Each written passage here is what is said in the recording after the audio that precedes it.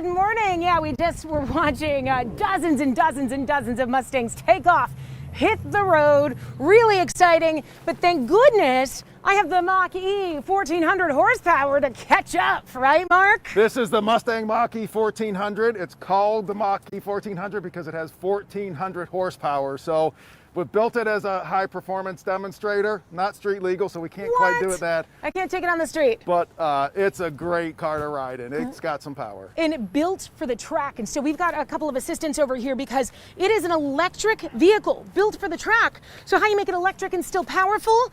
Take off the hood, gentlemen, and let's see what is underneath so we can show off how you're able to make an electric vehicle go head to head and toe to toe. You got it?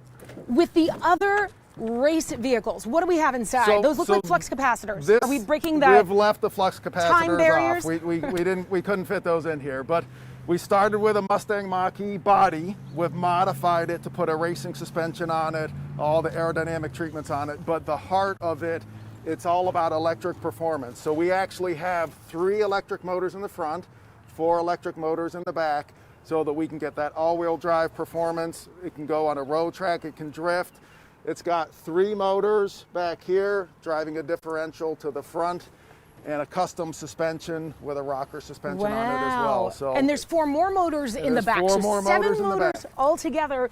And the inside of this beauty looks very different than what you might be used to. So some of the things are the same. You look inside this sports car and you see this is truly a racing vehicle. It is built for safety for the driver and a potential passenger, but there's a lot of different things inside that looks like an iPad. Yeah, so as I said, it started as a Mustang Mach-E. So you can see this is the same center stack, the same center screen that you see in a production Mach-E. And here it is, so that we've got some controls available with that. You also will put a glass case on it so that you can see the inverter. So each motor needs its own inverter. So there are 3 inverters to drive the 3 front motors, 4 inverters to drive the 4 rear motors, all centrally controlled by one computer to be able to optimize that performance.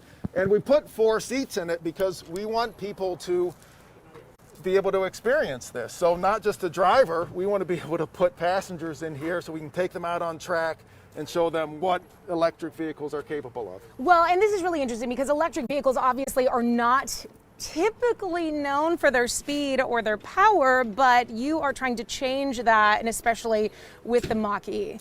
Yeah, and we believe that electric vehicles, they are efficient, they're good and responsible for the environment, but they can have a lot of performance because you get that performance from no RPM. So from a standing start, an electric vehicle will accelerate very quickly. And that's what we've built into the production Mach-E, and that's what we're showing here is how much fun full electric performance can be. Okay, and we've got, I don't know, I lost track, possibly hundreds of Mustangs from the vintage to the modern to Mustangs like the Mach that you probably haven't seen on the road before because they were just released in the winter, you know, in the middle of this pandemic. They're driving from here, Detroit, to Ann Arbor and then to Dearborn. So keep your eyes open, get that camera ready because it is quite an experience. And are you sure we can't take this on the road? We got to catch up. That would get us there. I'm going to try to talk him into it, Allie. Back to you.